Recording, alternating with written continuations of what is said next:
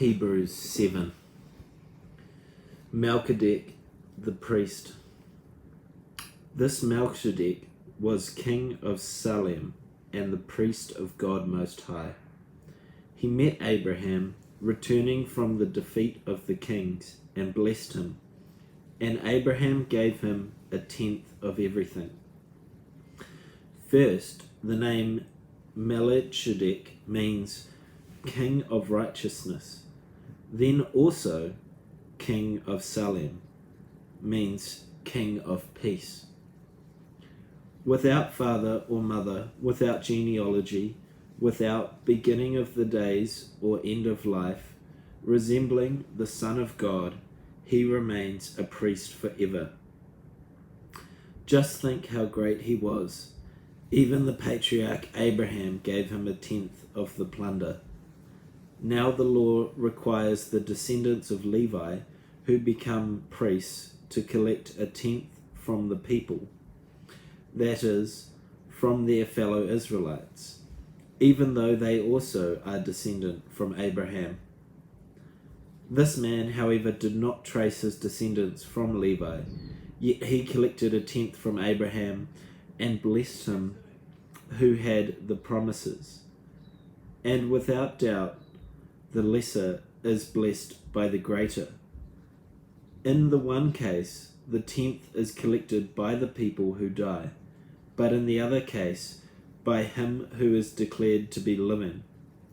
One might even say that Levi, who collects the tenth, paid the tenth through Abraham, because when Melchizedek met Abraham, Levi was still in the body of the ancestor. Jesus like Melchizedek. If perfection could have been attributed through the Levitical priesthood, and indeed the law given to the people established by that priesthood, why was there still the need for another priest to come? One in the order of Melchizedek and the other in Aaron. For when the priesthood is changed, the law must be changed also. He of whom these things are said belonged to a different tribe, and no one from that tribe has ever served at the altar. For it is clear that the Lord descended from Judah, and in regard to that tribe, Moses said nothing about priests. And what we have said is even more clear if another priest like Melchizedek appears, one who has become a priest not on the basis of a regulation to his ancestry, but on the basis of power of an indestructible life. For it is declared, "You are a priest forever, in the order of Melchizedek."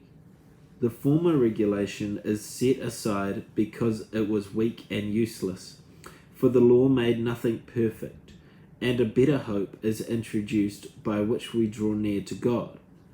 And it was not without an oath. Others became priests without an oath, but he became a priest with an oath when God said to him, "The Lord has sworn and will not change his mind. You are a priest forever." Because of this oath, Jesus has become the guarantor of a better covenant. Now there have been many of those priests since death prevented them from continuing in office. But because Jesus lives forever, he has a permanent priesthood. Therefore, he is able to save completely those who come to God through him, because he always lives to intercede for them. Such a high priest truly meets our need, one who is holy, blameless, pure, set apart from sinners, exalted above all the heavens.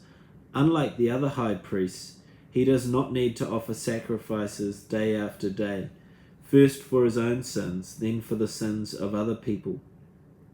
He sacrificed for the sins once, for all the people, when he offered himself.